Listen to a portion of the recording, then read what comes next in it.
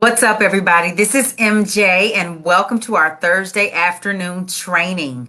Today, as you can see, we are talking about death. And in this case, we're talking about the death of brick and mortar business. Is that a thing that's happening? Is that something that's coming soon? Should you even bother opening a physical store in this day and age when everybody is shopping online or everybody seems to be shopping online? Is it a good use of your resources to open a store physically when you could just have one online? So we're going to be talking about that, whether brick and mortar businesses are going away slowly but surely, or if they are here to stay. So first off, 100 years ago, actually 50 years ago, and even more recently than that, anytime you wanted to buy something, you pretty much had to go to a physical store, right?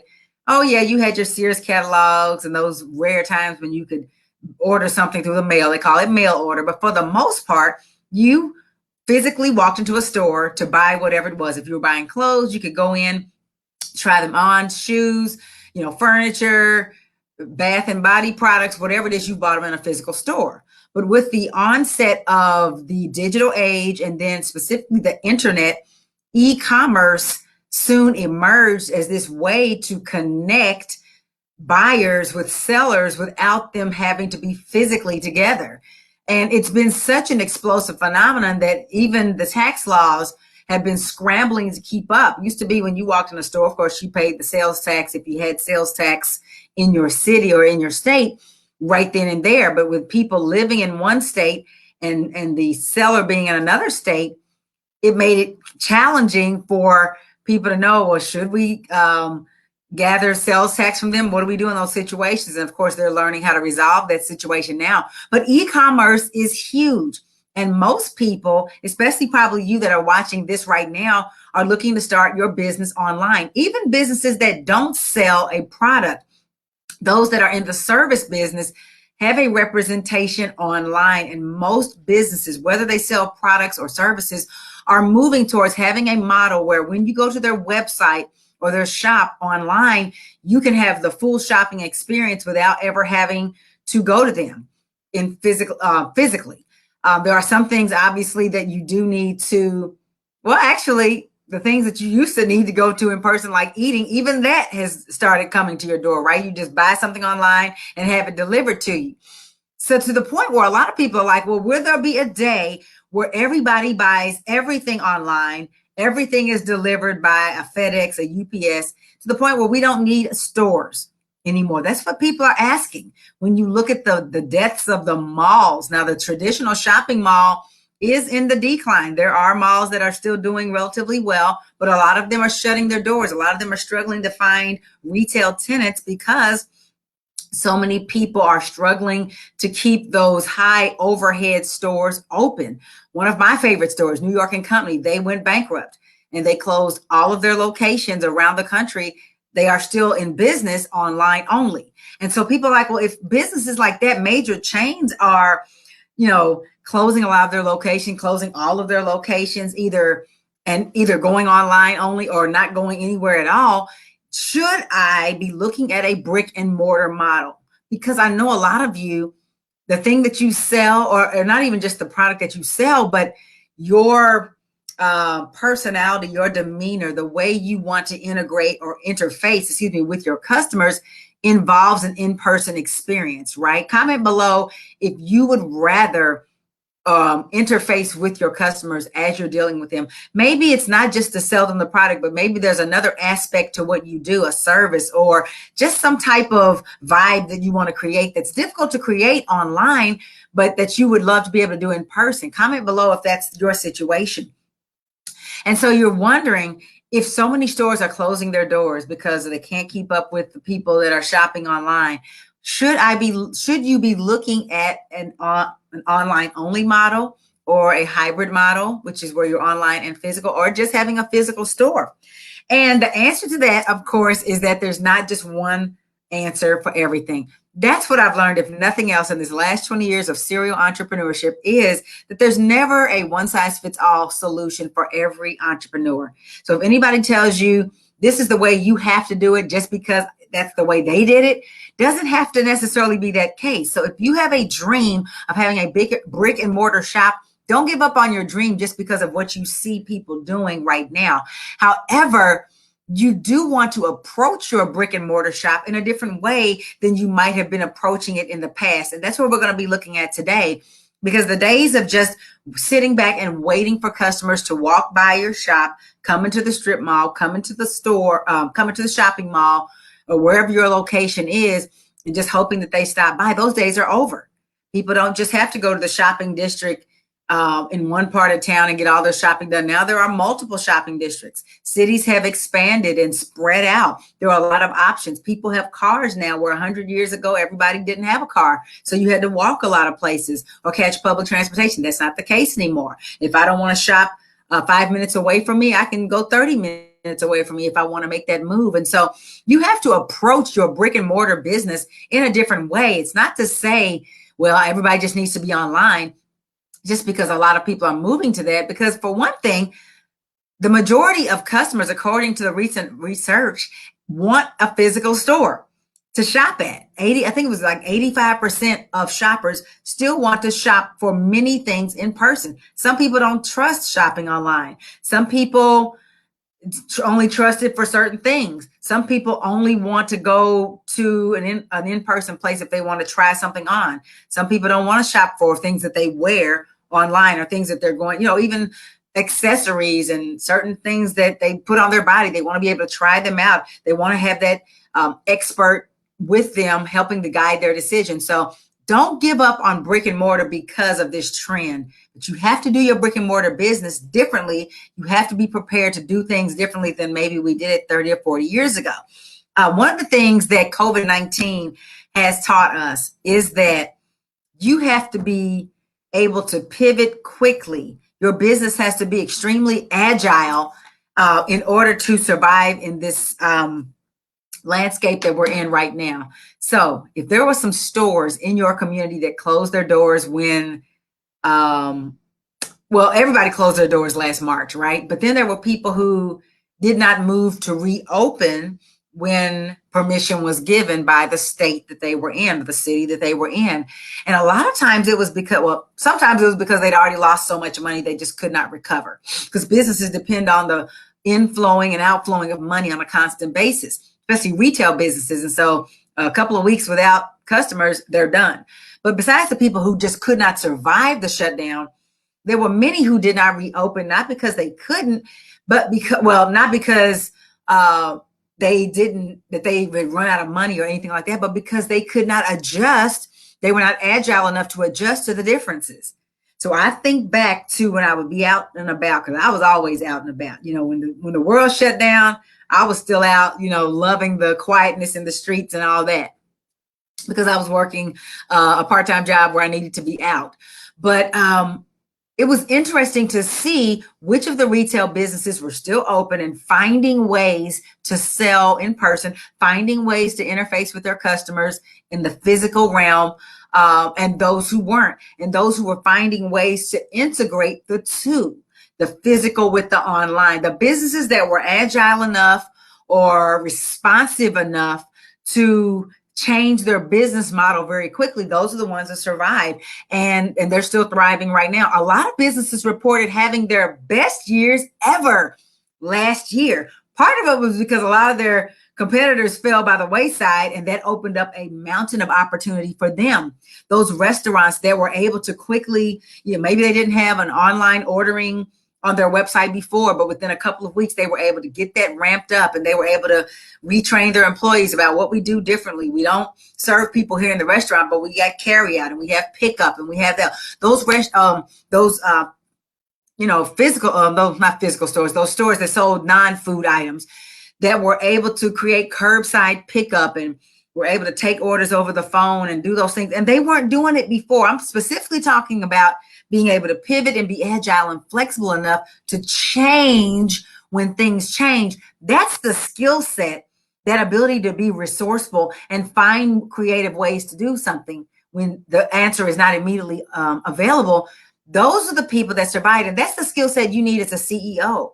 Don't worry about, we can't do that anymore. I don't know what we're going to do. Customers can't come in here. Woe is me. No, the people who had brick and mortar stores that survived, who did not die, were ones that found ways to interface online and by phones in some cases with their customers. So if you are looking to have a brick and mortar store, the old model you might have been looking to use will not apply anymore. The new model, the model that says we integrate the two, or as I like to call it, a hybrid model, that's what you need to be looking at. A model where your store exists fully online and fully in person as well.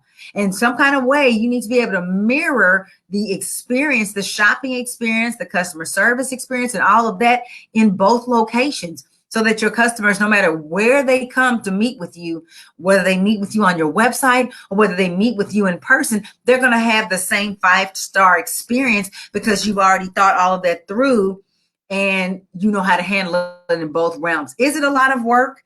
Yes. Was it a lot of work for those businesses to adjust on the fly? Absolutely.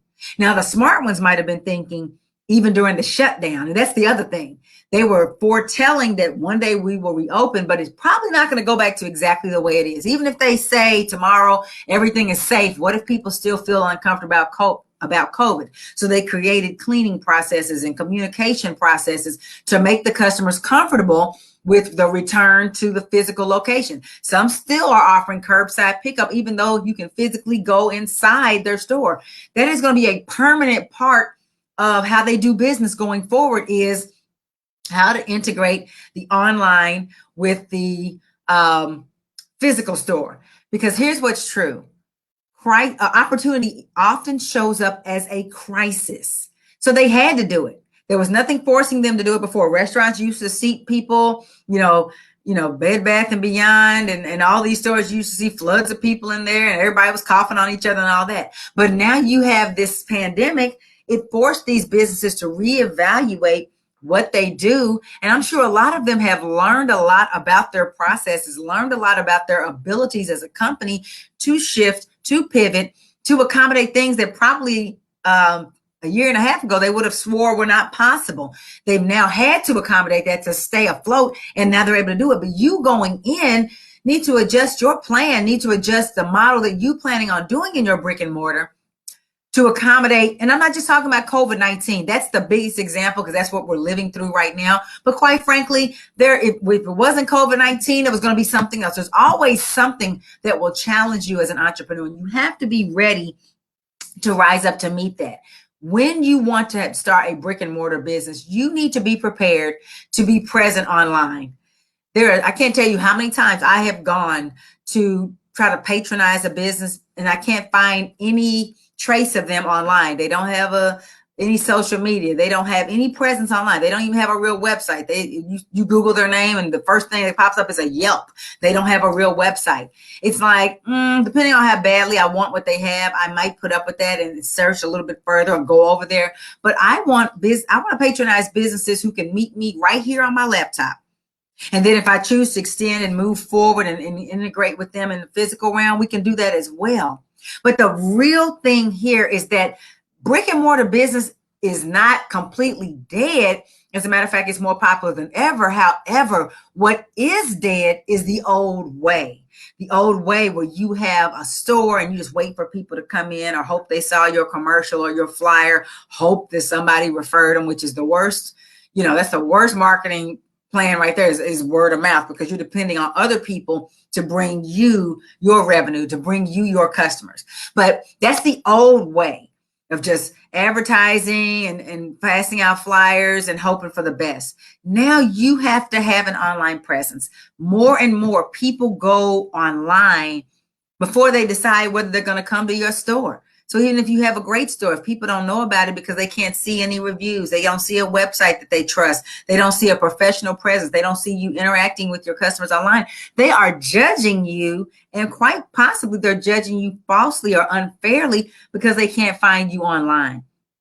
There are people that do not trust a business if there's no business address online. So there's a lot of factors you need to take into account. So yes, brick and mortar business do still exist, but not the old way. That way is dead. The way that says, I just have to have crowds of people here in my physical store, and that's how I know I've got business. Because quite frankly, we have not even we've begun to chip away at the COVID-19 issue, but we're not close to solving it where everything will go back to normal. And even when, actually, I don't think we'll ever go back to normal, but even if we get a new normal that does not involve all of the COVID-19 warnings, there will still always be people who are concerned because they've been traumatized and programmed for over a year that they can't trust people in person, that they have to wear the masks and all that. So you have to be ready to accommodate that going forward in your business. Don't think that it's not a wise move to say, well, hundreds of millions of people have gotten the vaccine, so forget the people who haven't, who are still scared, even though they have the vaccine and all that,